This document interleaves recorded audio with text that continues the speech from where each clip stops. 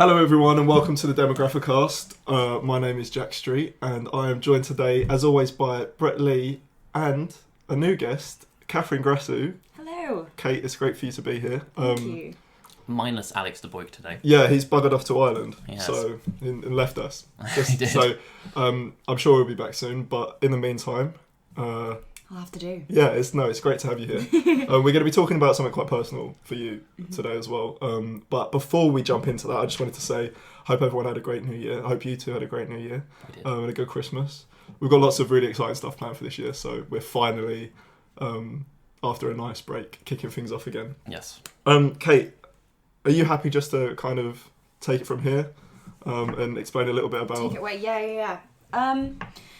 So basically, I have a relatively rare long-term condition. It's also classed as a disability, although it's not usually what springs into people's head when they think of that.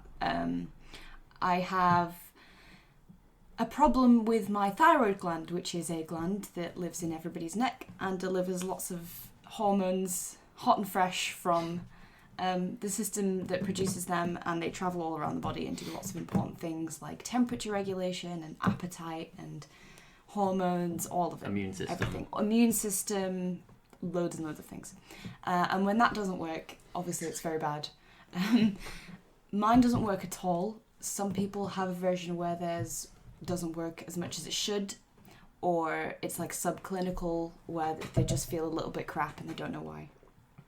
But no, I have fully fledged, get ready for big word, Hashimoto's hypothyroidism. You can Google that. It has over 300 known symptoms and lots of linked conditions, being an autoimmune disease. And when you have one autoimmune disease, because you're genetically predisposed to them, if you have one, you're more likely to pick up others along your life as well. So it's not a great thing to have, but I manage a pretty functional life. So when I first met you, I would have never have guessed that you would have had any kind of autoimmune. I pretty much get that from everyone. I don't really. My kind of deal with coping is to pride myself on being as functional as possible. I do have to work a lot harder than other people to do the same things sometimes, and some people, the injustice of that, some people reject that and say, well, I'm not going to do that at all. I'm just going to have to find a totally different way to live life, and I don't really do that. I like to kind of try and do what I can, and this is important now because January is Thyroid Disease Awareness Month, and we have a ribbon. We're one of the diseases with ribbons. What colour is it? It's blue paisley. So yeah. it's like a paisley pattern, and it's blue. Nice. Because it's supposed to be that the little tiny fibres in your actual thyroid are supposed to look a bit like a paisley pattern. So that's why. Well, go and support the awareness then, because as can be attributed to by, I think, both myself and Brett, this is not something that a lot of people have awareness of, and no one. And it is in many ways invisible to people that are around you. And I think one of the first things I said to Brett after finding out was, bloody hell, how strong must you be? Because to go and do the same things that everybody does and not alter your life in any way, I think that shows that you have a great sense of... you have such a strong character. It's ultimate complaining rights, really. I mean, it's one of those things. I find it's so much kind of faff and effort to explain to people that it's actually not worth complaining to people who don't already know. For sure. Going through it every time. Yeah, having to have a whole brand new conversation about the same... I have to basically give the same speech I've given everybody ever. Nobody gets what it is. Nobody's heard of it. I have to explain what it does.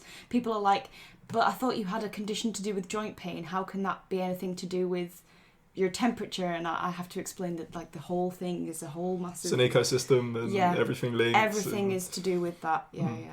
That's the and that in many ways must be, well, wearing to the extreme, probably. Because to have to, as you said, to have to go through that explanation with almost everybody you meet. And that's so much effort. Yeah, for sure. We've been saying I need one of those little badges for on the tube. The underground. Yeah. No, it's really bad because people don't let me sit down. Yeah. Because they see a young body or a young face and they think you don't need to sit down. Of course. And I can't like. Sometimes I do find myself like putting a limp on or like hobbling so that people will let me sit down. Or I really just need a badge because I. But I mean that's awful, and the fact that we live in a society where somebody can't just turn around and go, "I've got this problem, can I please sit down?" Yeah. And people turn around and immediately distrust to the point where you have to label yourself on public transport. Yeah. Is pretty frightening, I think. It's not good. And I think the biggest problem, we seem to always come back to this, whatever topic we talk about, is lack of education. Yeah. There is such a massive lack of educational understanding that if somebody turns around to you and says that they have a condition, the thing that you don't do is turn around and ask them loads of questions about it. Questions. Just go, oh, okay, no worries. Yeah, it's not that difficult just to accommodate for people. No. Or to give people a pass or stand up for 10 minutes on a train. It really isn't that tough. No. I think people are under the illusion that we expect a lot from them. I don't need your understanding. I don't need you to grasp. I don't need you to come up with a cure. I don't need you to donate money. It's as simple as listening or as some very small. I don't expect people to care that much. If it's not really affecting them, that's fine. I think my main problem with society and the education aspect is actually the education of doctors. I have massive issues with the way the system for doctors works, that I don't really have time to worry about everybody else because I'm too busy thinking, even if I do tell someone, if I tell a specialist what I'm experiencing, they may still not believe me. They may still not do anything about it because they, as far as they're concerned, this treatment, which is cheaper and not as good as the one that they used to use in the 50s, but then they swapped, they stick with that one because it's cheap and it's mass produced, and they don't prescribe. They need a special prescription order to prescribe the medicine that works for me. Sure. And I've never met anybody, not here in London, not 3 different other places I've lived across the UK so far. No one, never met anyone willing to prescribe me. Why do you think that is? Why do you think there's such a stubbornness to not? Do you think it's because, well, it's probably multifaceted, but what I'm thinking is maybe it's quite difficult to register the issues that you're having, and therefore it's easy just to prescribe this one-size-fits-all kind of medicine. I mean, do they not have enough time? Is there not enough money, etc.? There is a money thing, but they did used to the treatment that I take that works was prescribed across the board before. It's natural. It's made of cut up pig thyroids, right. And they used to prescribe everybody that, and then they changed to synthetic T4 only medicine, which is the particular hormone that it makes, and that doesn't do the whole job of everything that if you had a working thyroid would do.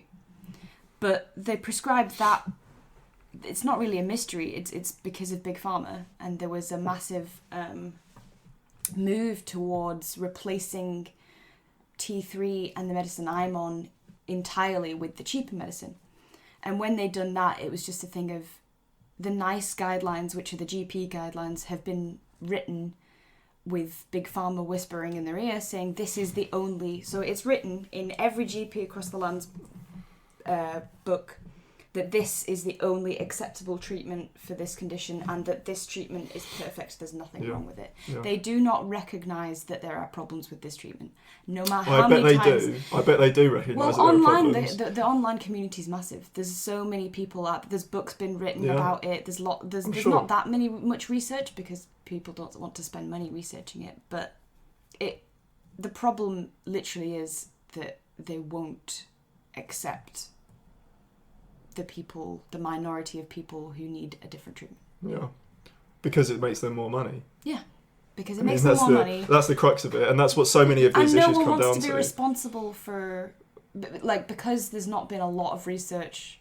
We know that that treatment works, but nobody wants to put their name on to be the person who went against the guidelines. If something goes wrong, they're very not well protected by that. So of course they're just going to prescribe what they're told to prescribe, because then it's on that individual GP. It's the whole system. And you end up looking for a martyr at that point, don't you? Someone to say, right, sod this, I'm not. Exactly. And then maybe the ball starts to move in the opposite direction. You see it with the sugar industry that put a load of money into saying that sugar isn't the thing that makes you obese. You look at the tobacco industry. They tried to convince everyone it was fat. You look at the tobacco industry that's ploughed loads of money into studies. I'm doing air quotations.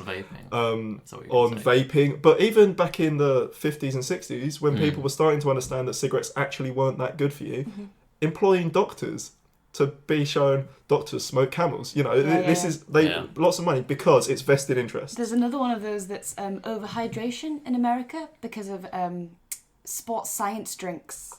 Paid a lot of money to say that everyone's really dehydrated all the time, and they drink way too much water over there now. If they're going to do sport, they make everyone drink like more amounts of water than they need because it makes more money. Because of like bottled water. Well, they can pay like sports drinks as well. Oh right, like so they're not really hydrating themselves, and they're essentially the same as a Coke. Like a Lucozade has a lot of Lucozade has as much money in as a Sprite or a Coke or whatever. You're not hydrating yourself. Look at fucking Red Bull. It's not good for you, is it? It's not good for you. No, it gives you energy because it's like overloading your energy systems with sugar. Crap. Yeah, exactly. You can definitely pay anyone in a white coat to say whatever you want. Yeah, if you've got course, that kind of money, and the course. people in Big Pharma do, and that's what they use it for. To give the listeners a bit more of an idea of your condition, you were writing down a few of the symptoms earlier. Do you want to read some out? It's just to elaborate a little bit on the sort of variety and range of things. There's a big variety. I collected a few off the list that are like more appropriate for me. There's a lot of symptoms on that list that I don't experience, thank the Lord, because some of them are pretty nasty. Are they quite individual then? Because I know you were saying that it's fairly rare. You've only spoken to one other person that has it. So is it? I've talked to other people online. I've only met one person. There's only one other person that has it that's my age and that I know of. In the UK? Yeah, in the UK. So they are quite individual. They can be quite individual. Very, yeah.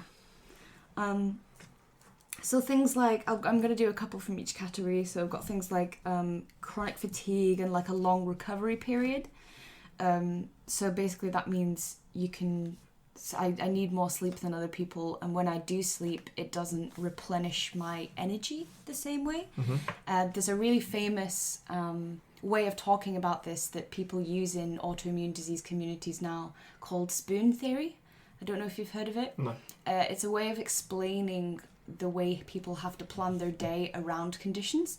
So you say to someone, imagine I gave you 12 spoons, and spoons represent energy for the day. And if I take 2 away from you because you made tea and had a shower this morning, and you've got to get through the rest of the day on the rest that you've got, you can't get any more unless you sleep. Right. And once you run out, you're out. Okay. And then say you get to the evening, it's been quite a hard day, and you've only got like 1-2 spoons left, and you have to decide, well, do I want to spend some quality time? Do I want to go out? Do I want to do this? Do I want to have I got enough energy to make food? And it's about thinking you've only got so much in the day, whereas normal people don't have to think about that. You don't have to sit down in the morning and think, how am I going to have enough energy for all that I've got to do today? So it therefore impacts majorly on your lifestyle choices, and I actually just wrote that down. Yeah. Can you, before we move on, we will get through all of these because we've got loads of time. Can you maybe go into that a little bit more specifically, the way that it impacts on your daily routine? How much time do you tend to spend figuring out that stuff? Because for me, for example, I've kind of been lucky in that a lot of the time, I've got quite a lot of energy and I feel easy just to go, and it relies on me as to how much I dedicate to myself. So to start the day off by thinking, right, what do I have to prioritise because I'm not going to get everything done because I literally can't do it. It's not whether I decide to do it or not. I do not have the ability to get everything done. What is that? It's pretty scary. How is that? Yeah. It's pretty scary. Especially when you're like, I'm a very no excuses person. I got this from my mum, so I'm very kind of like frustrated by it for myself. So I don't really accept it as my own excuse. So a lot of the time I will just try and... But the main way that it's quite irritating is I can't suddenly change plans very easily. Like if I decide, we should go here tomorrow, I have to be very careful about if I make a plan, changing it is quite... Spontaneity is difficult. It's quite disruptive to quite a lot of things. I need to know where I'm going to sleep. I need to know where I'm going to be tomorrow because I have to take my medicine with me. I have to know that I can go to bed early enough. I have to know... I think the main thing with us as well is that I feel quite guilty needing things fetched for me. Like I'm quite uncomfortable sometimes if the pain is bad, if like because you get quite a lot of chronic joint pain and things. I find it I don't like asking people for help particularly, and I will tend to just potter about and do things by myself, and I still feel bad like if you're just like, oh, I'll get up. Yeah, Kate's talking about me and because me and Kate are in a relationship, so yeah, should have said. Yeah, we didn't mention that at the beginning, but I wanted to hear what how you feel about that, because I know that like you're very conscious not to patronize me. I'm very conscious not to ask you to do too much. Yeah, I think I was telling you on the way here that I find it sometimes difficult to completely understand how much it affects you, because I sort of suggested the other day that after doing the podcast here today, we then go shopping on the way back, but obviously Kate can't make the journey here, do this and make the journey back, and also go shopping because it would... Basically, I have to do errands one per day. So if I've got to go to the bank and I've got an appointment at the doctor's, I won't put them on the same day. Right. So whereas somebody else might say, I'm going to town, so I may as well spend 3 hours there and do all these things that I've got to do. It's just not possible. No. So do you find that things can pile on top of each other then? It gets quite overwhelming if you've got a lot to do, but I find I'm okay if I trust in my own system. It's when people look at the way I do things and go, oh, but you've not got much time to... My mum does this. It's so funny. She's like, have you got your blood results? Have you done your blood tests? Have you done this? Have you done that? And I'm just like, you're making it worse. Like if I have to do it one at a time, in my own way, or I'll stress about it and then it won't get done. Yeah. I'm more likely to have a panic attack and be like, I can't go anywhere today if I'm like really, really stressed about the thing I've got to do. Whereas if I'm just like, this is what I'm doing today. It'll get done. Then it's fine. Yeah. So I just have to be quite careful about the way I phrase things to myself. Yeah. So I won't tell myself something's going to be big and scary and overwhelming, because there's just no point. I haven't got time to stress about it. I haven't got the energy to stress about it. So enough to worry about. Yeah. Well, but you know what I think is actually really interesting? And I think that this, as a society, we've failed to understand the thought processes enough of those living with certain conditions. And I think that's across the board, from what you have to people with autism. We tend to put... You used the phrase normal people earlier, and I know you didn't mean...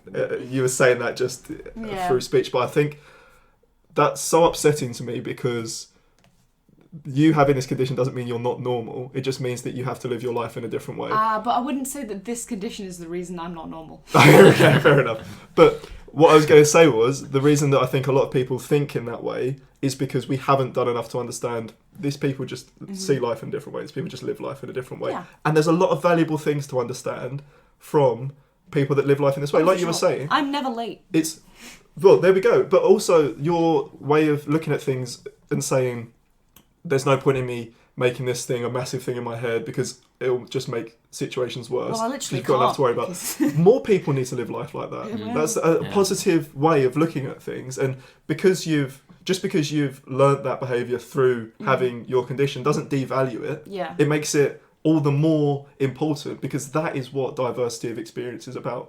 That is what diversity of life is about. And we need to learn those things from each other instead of ignoring them because, this person has a condition and that's how they learn it. You know. Well, I think everybody has a thing. Sure. Everybody has a thing. It doesn't have to be like a recognised condition. I think everyone's just as messed up as everybody else. Yeah. Yeah, and we can all learn stuff from each other. Exactly. It doesn't matter where you are or what you've been from. And Absolutely. So please go on. With other symptoms or if you have more to say about that. Or... Yes. So other things that it affects. So this thing, lots of tiredness, needing lots of naps, long recovery periods. The immune system thing is quite annoying. So I have to have my flu jab. Mm-hmm. A lot of people do. But if I tend to, if someone has a cold, like at work or like in my family or one of my friends, I will probably get it. And I will probably get it and have it for 2 weeks longer than they had it. Yeah, which is why more people need to get their bloody flu jab. Well, everyone get your flu jab. Yeah, get your flu jab. Yeah. Get your mum. Ask your mum. She'll pay for it. Yeah. So there's a lot of worrying about if I get a cold. This is the first year I haven't had a cold at Christmas for a very long time. Right. But like, even the little things, like people think that they're fairly normal, but like if it's bad every time and if it lies you really low every time, it becomes. But there was like about 5 weeks when I first met you where I was just ill constantly. Permanently ill, yeah. Which does happen from time to time. I can go quite a while without anything, and then I'll just be ill for 6 weeks constantly with different, like 3 different things. And it's just like really, really hard to sort of not get really bogged down in it. Because then when you're trying to tell people, oh, I'm really sick, they're like, oh yeah, I had a cold last week, I'm really sick. And you're like, no, I'm sicker than you.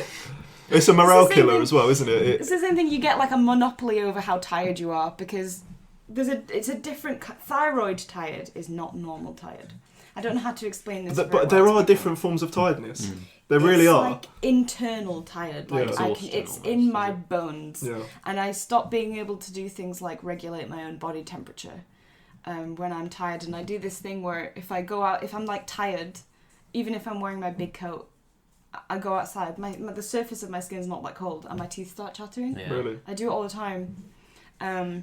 We have the thing where it's like if you get cold on the inside because you're tired, nothing will warm you up until you sleep. Right.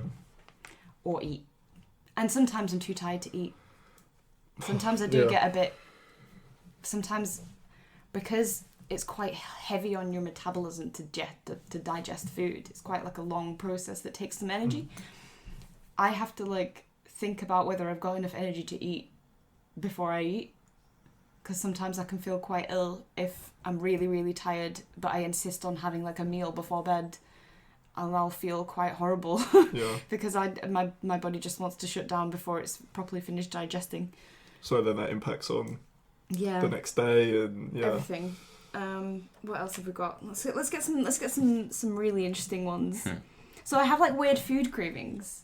I have like cravings for like salt. Sometimes for the iodine. Yeah, we're told to listen to our food cravings as well, which is important to note. They're not just random. Yeah. And I get like cravings for dairy quite a lot. Okay. For the calcium and the vitamin D for my bones. I don't know. I guess I just need. Well, it. There's a reason that our body craves things. It's either because we need it or because there's some form of addiction. Most people just like things.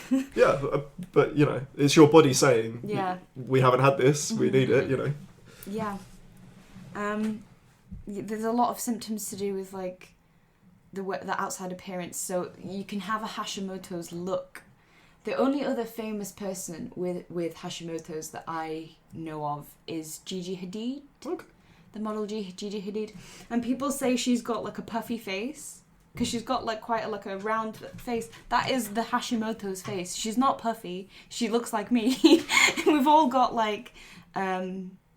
you can get quite, because you retain like water, and you can the symptoms are sort of like weight gain and obesity but decreased appetite. And I had a thing where I used to when I was really sick, I would eat one mouthful of my favourite food, be full, and I looked fat.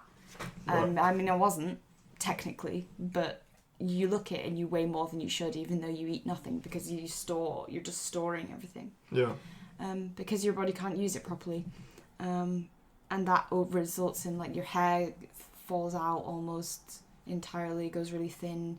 You lose like the outer part of your eyebrows and quite a lot of your hair as well. But that grows back when you're on medicine, so it's not like a permanent thing. From taking the T4, I have like IBS, and that's like a very strong link with all kinds of thyroid disorders, because they say that you have the gene called leaky gut in order to get things like Hashimoto's and other things.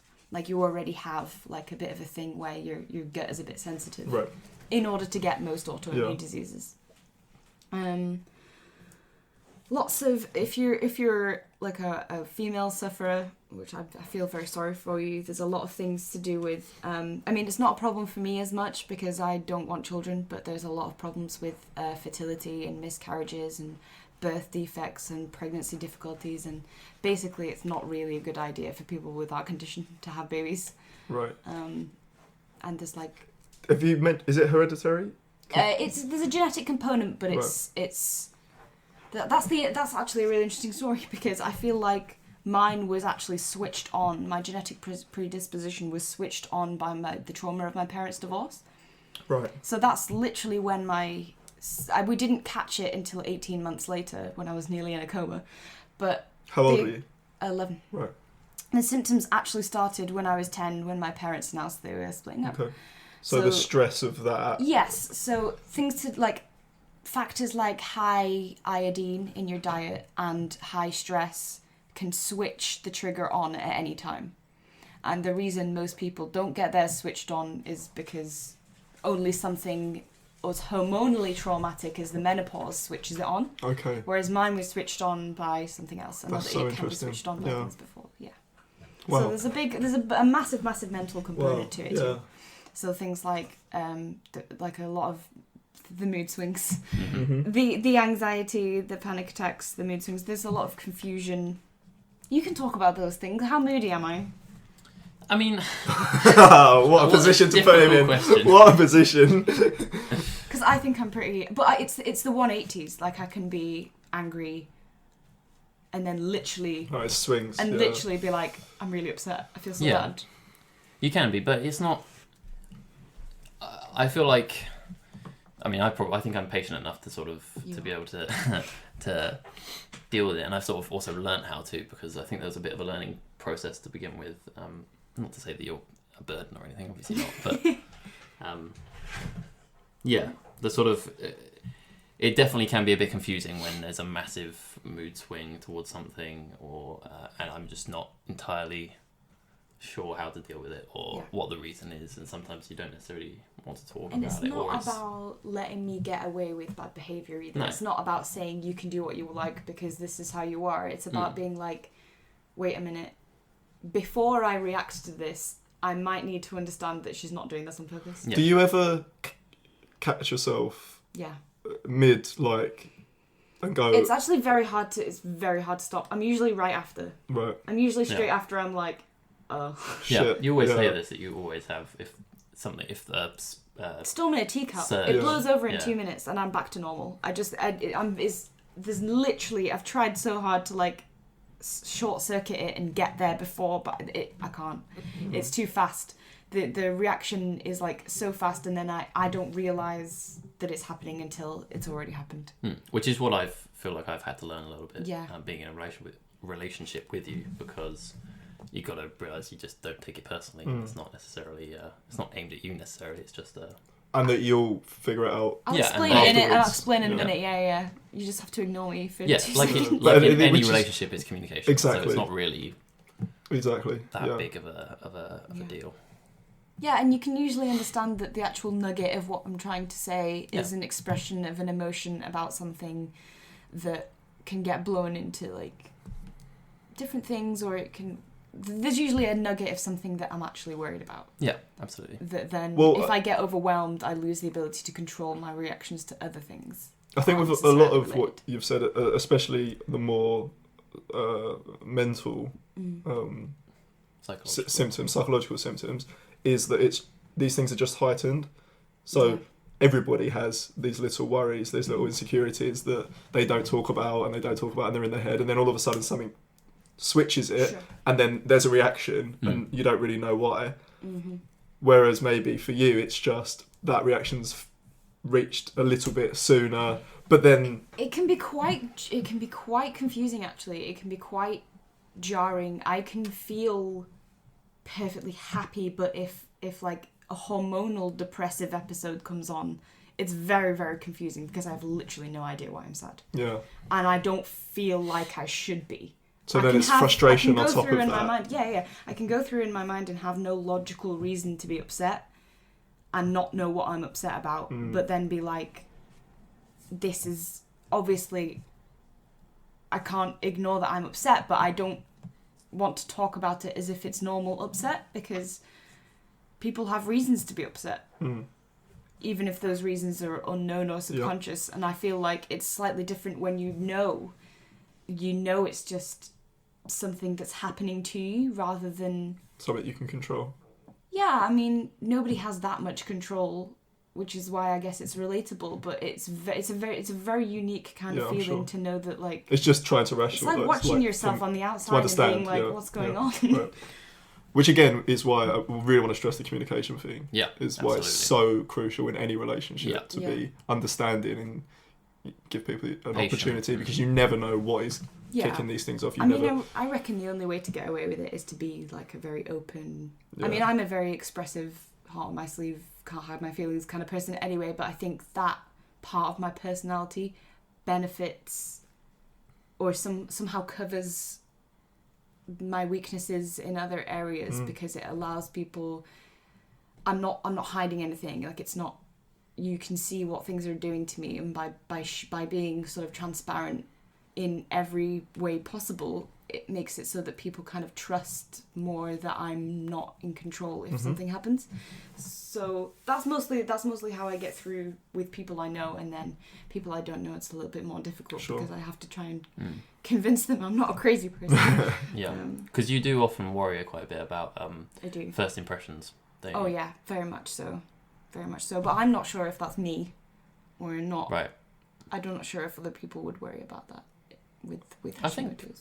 What, with people with Hashimoto's? Yeah, right, I'm not sure I think that's me. Yeah, well, I think that lots of people worry about first impressions, sure. But I can tell you that you have nothing to worry about. Absolutely. And it is hard to tell, like, what is. We were talking about this as well. What is me and what is disease? So, like, a lot of these symptoms, like, how I go through the list sometimes myself, and I'll be like, oh wait, this is something I do that's on this list that I never realised was a symptom. Has it helped you to learn more about yourself? Oh, so much. Yeah, I'm sure. So much. Yeah. Like, the Again, really dramatic stuff is easy. So, like, when I was really ill, people would be like, are you wearing blue lipstick? Because my lips would be blue because you were, like, really cold and poor circulation and all of that. So things like that are easy. But then things like a tendency to want afternoon naps is, like, a really weird one, because loads of people who don't have that would quite like an afternoon nap, really. But it's, like, a whole different thing. It starts to get around 3 o'clock in the afternoon. I can feel, like, a wave of drowsiness. And it's really quite strong sometimes. And it's just very... I didn't know... Nobody told me about that when I didn't learn about that from a doctor either. 90% of my symptoms I learned about from Googling it myself. Yeah. They told you about the ones that you already had. And then they don't tell you about the ones that you could have. So this list of 300 things, I maybe knew about 10 that were on the surface that were obvious that they told me I was having. And then I was actually having another 100 under the surface that I didn't find out were symptoms and not just me until I read about them. Yeah. It just proves how either clueless they are about the condition, or how little they really care about trying to... And that's how I'd like to give the benefit of the doubt and say that it was the too. Former. Sure. But it's an interesting dichotomy to think sure. about. How much support is there for you outside of, like, giving you medication? Nothing. Right. Nothing. Other than... I had a one psychological evaluation. With that, sorry. With my mum. just after, because there's a phenomenon with this condition where your personality changes. Basically, you get back your personality. After you've suffered. You've suffered, going really quiet and not being able to speak and brain confusion and all that. So when you finally, when you're on treatment, you get your personality back. And some people who have children with the condition actually, especially teenage years, they prefer the sick child. They prefer how you were before, when you didn't speak a lot and didn't cause trouble. So they send me and my mum for an evaluation with the psychologist to check on our relationship, not to check on my well-being, but to check that my mum wasn't having trouble coping with me. Right. And once they'd established that our relationship was really good, off you go. That's it. Also, when I was 12, they checked my fertility without my permission or telling me. Oh, that's nice of them. Yeah. So, I think I know the answer to this, but would that be something that you wish was there? Yeah. I mean, certainly, I feel like everyone who gets this needs a booklet or a leaflet. We need a book. Maybe I'll have to write that book I was just myself, about to say that to you. and it'll probably take me 40 years to do it because I've got this condition and I can't sit and do it in a year. But maybe I will one day, who knows. And I think I would have benefited from so much more information. Not just the science. I think people get a lot stuck on, like, reading a big list of symptoms wouldn't really have helped me. I think what it really needs is a conversation or something a bit more anecdotal than a leaflet. So that's why maybe a book could fill that gap, because then you can sort of talk experientially without it being science, because it's different people as well. Some people want to understand it in a very logical way. Some people want to understand it through empathy. Some people want to understand it. It's just hard when there's a lot of varieties of people and not varieties of resources. Yeah, of course. Or any resources, really. There was no support at all. There's been a power cut. Yeah. Well, it's still working. Luckily, the laptop's still going, so we'll power through. Your battery's full. Yeah, my battery's fine. Cool, Okay, bloody hell. Do you or have you adjusted your diet at all because of this? Because I know right at the moment there's a lot of discussion going on about diet and the impact between diet and physical and mental health, etc., and how have you approached that? In the thyroid community, there's sort of a big thing where a lot of people really, really recommend paleo, or I've cut out gluten and I feel so much better. I don't eat this and I don't eat that and I don't eat dairy and I feel better now. And I tried it. I tried being gluten-free for a while. I tried not eating dairy for a while. I tried quite a few different things, but I don't think you're going to get anywhere near the same as just being on the right medicine. I feel like the dietary stuff can make a difference for people when there's a leeway to make a difference. And sometimes there just isn't. I feel like sometimes you really just need the medicine and not to eat less bread. I mean, I don't eat any bread anyway. That was the thing. And diet can be good for people who had problems with their diet before they got Hashimoto's. I don't remember having any problems with my diet beforehand. I don't have any allergies. I'm not particularly sensitive to things other than things I've gotten through Hashimoto's. So things like the IBS I've gotten through taking, because the tablet they give you, not the one I take now, the bad one, is coated in an undigestible type of lactose. Okay. So a lot of people get IBS or become lactose intolerant taking T4 because of the tablet itself. Yeah. And the longer you take it, the worse it is. And they don't tell you that. They let you take it. So it's a lack of support again. So I took it for 10 years and it damaged my gut, and they just let that happen. Well, and another thing is how important gut health is to your mental and physical well-being, especially your mental well-being. Yeah. And if this is having an impact on your mental well-being anyway, you want to do everything you can to live in a way that supports that. And I think, again, that comes back to... I think it's a balance. Some people really, really get into the management of it.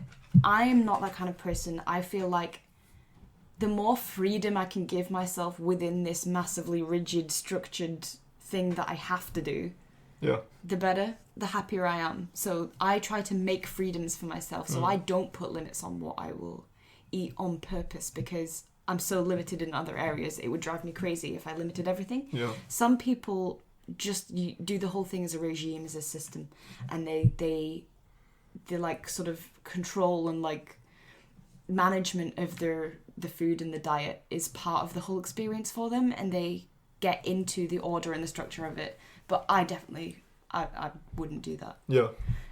So I've not really got many recommendations about the diet, because nothing has worked for me. But there are people who rave about paleo or about gluten-free for Hashimoto's. I mean, I remember when I had a look on the there's a subreddit dedicated to people with hypothyroidism in particular. Mm-hmm. A lot of them were raving about certain diets that they were on, and specifically I think a lot of them were trying to lose weight as well, because you mentioned earlier the weight gain issue. But yeah, it seems to be a big thing in the community. And it makes me laugh, because a lot of those people will have some level of hypothyroidism without having, because mine doesn't work at all. A lot of those people will have some hormone production, or will have like subclinical hypothyroidism, so it's just a bit low. And I think that the more room for improvement, the less severe it is. So the less severe the condition is, the more likely you are to be able to manage your weight with diet. But there's nothing there's no way I can manage my own weight, pretty much. There's nothing I do that changes it, other than very, very rigorous exercise.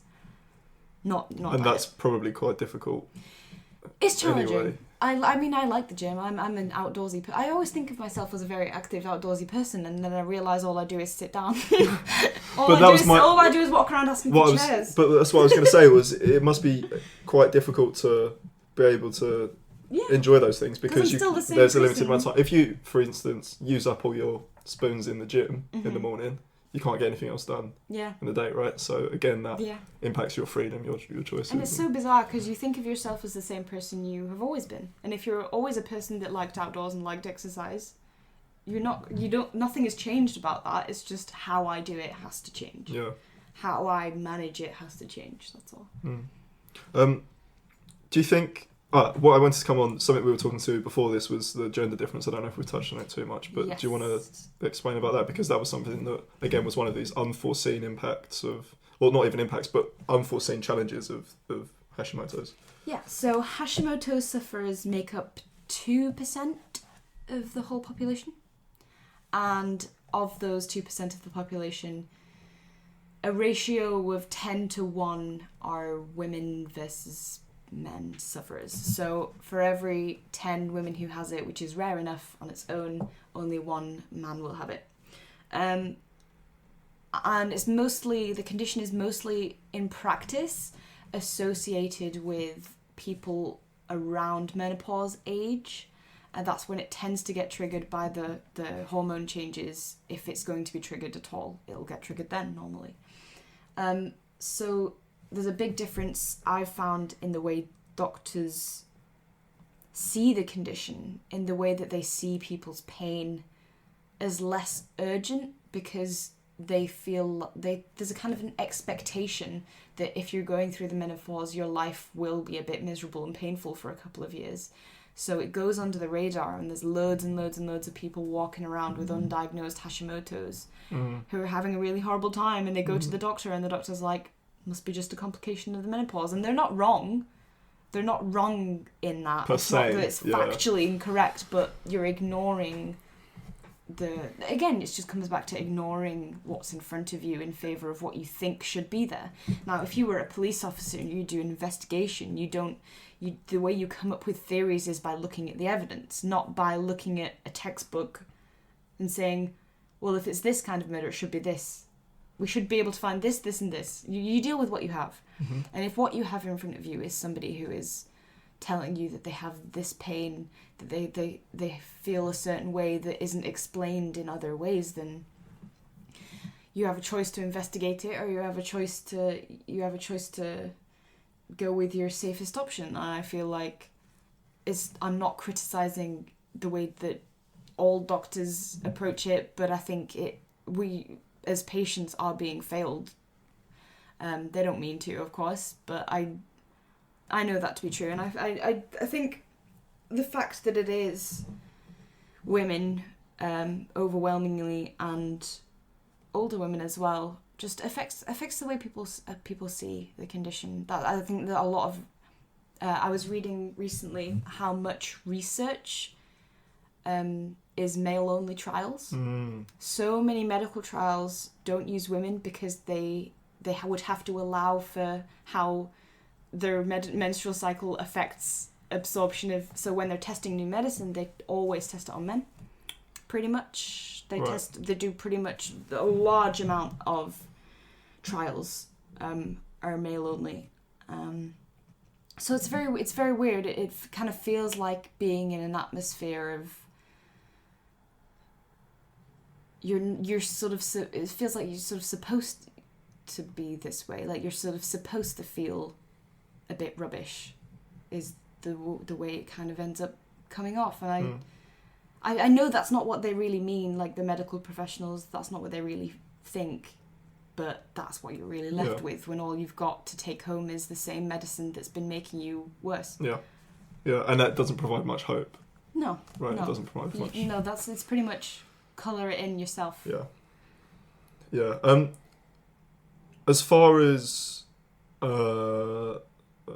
again, we spoke before a little bit about universal credit, about the support that you're getting from the system, and sure. This kind of deviating to make it, I guess we're getting a little bit more political now, but well, as we like to do,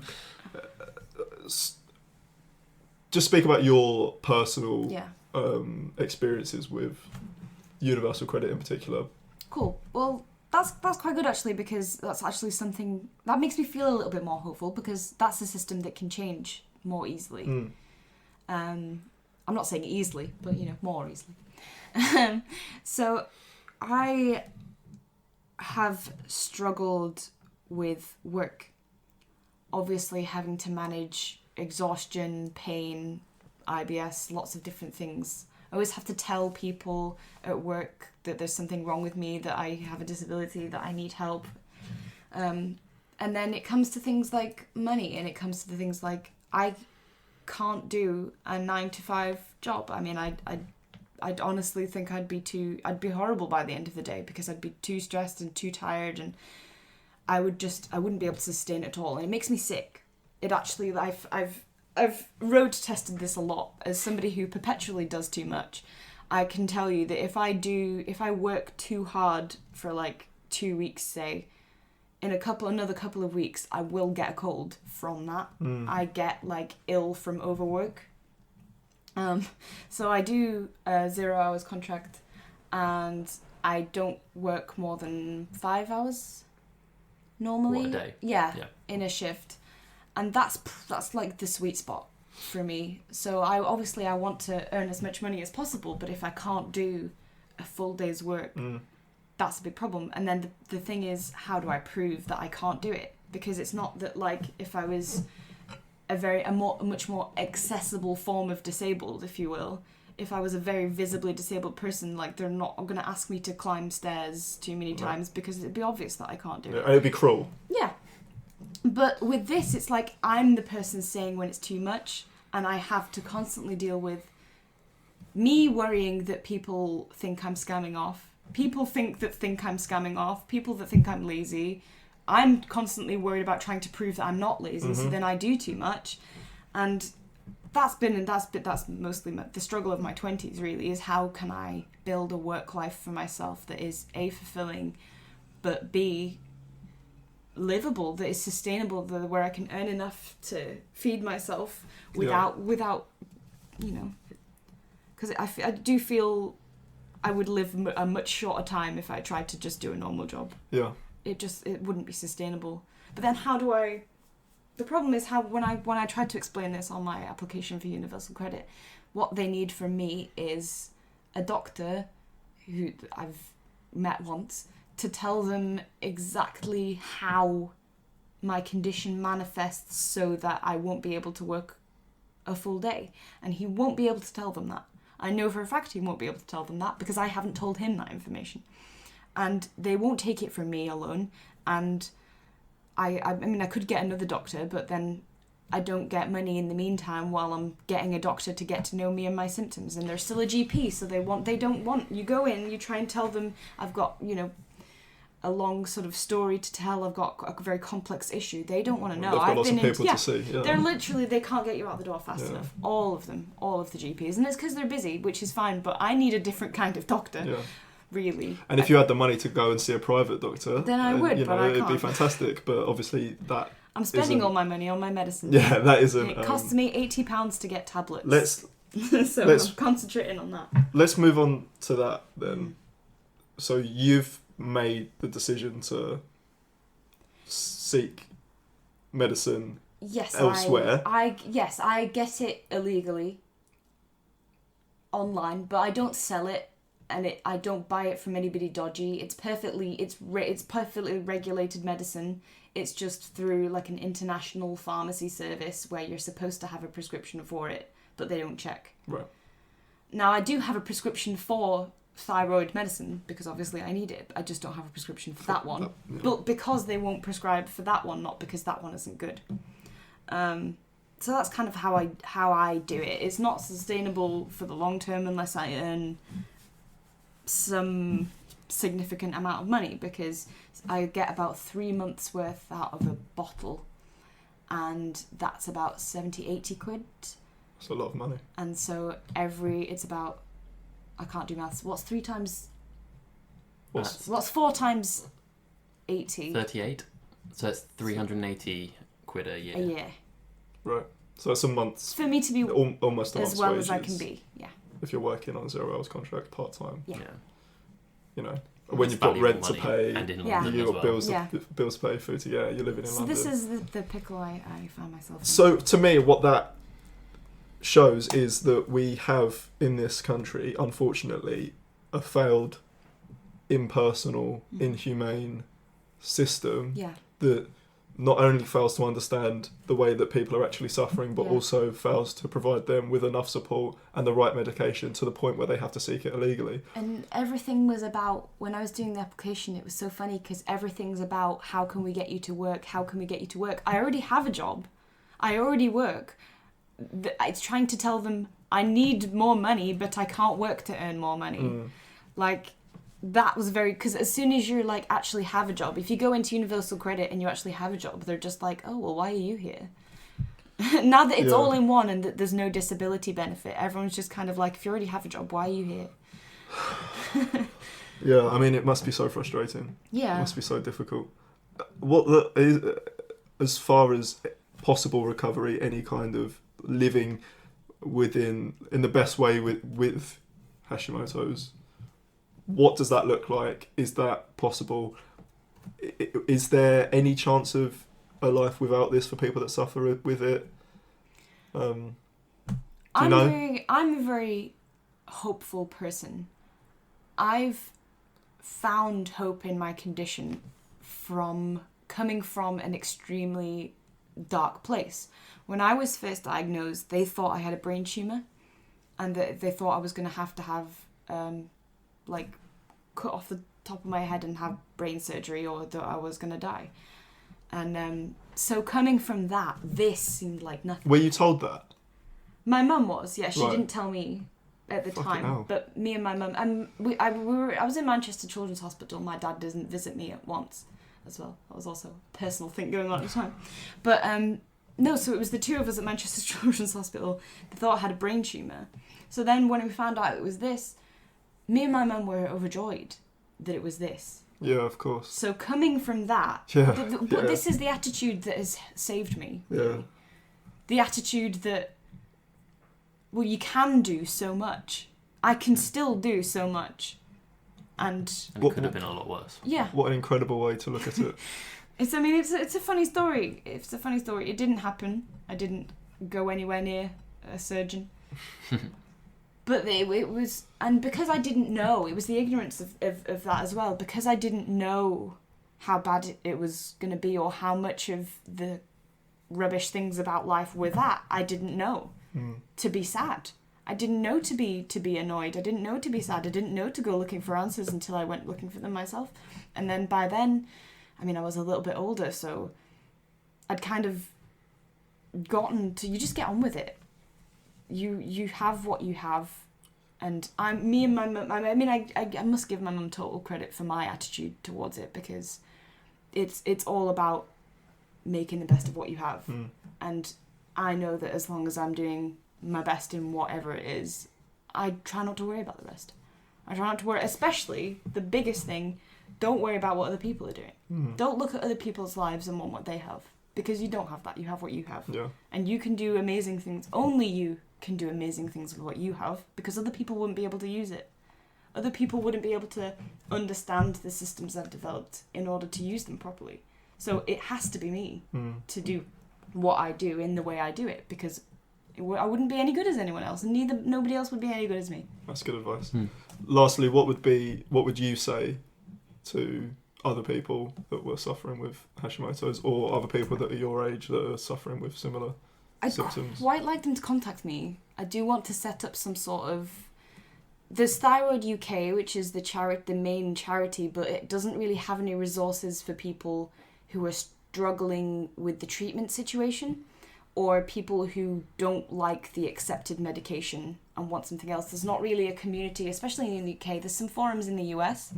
I'd say to anyone who has any form of hypothyroidism, the internet is a wonderful place for you.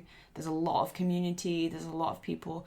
There's not that much in the UK, which is quite sad, because I feel like kind of cut off from other people's experiences. I've only ever met one other person with my condition, but I think if you find any kind of community, I want to set up some sort of a forum for people in the UK. How best to get in touch with you? Email, probably. So my email is kathryngrassu@gmail.com, spelt KATHRYNGRASSU @gmail.com. So get in touch if you do. If you're out there calling all Hashimoto's. Thank you so much, Kate. That was really interesting. Thank you. And it's fascinating to get an insight into that, and I've certainly learned a lot. Ever since meeting her, it's sort of really opened my eyes towards, well, not her condition, but also the fact that there are so many people with conditions that we don't necessarily know. You never know what people are going through. You don't know what they're going through. These people who you see on the tube with these badges, you don't know. You can't see what they might be living with. So I think you should have to treat everyone as if they have something. I think treating everyone as if they're as delicate as an actual delicate person is a very good way to be. Absolutely. Yeah. Absolutely. Yeah. So if you have any thoughts or anything to say, or you want to get in touch with Kate, you know how to. Also, Demographicast@gmail.com. If you have any stories that you'd like us to read, or any questions you'd like us to answer on the podcast in future, we're happy to do that. Also, check out our social medias. They'll all be in the description. And we'll see you next time. Thanks again, Kate. Thank you. Take care. Thank you. Thank you. Goodbye. Bye.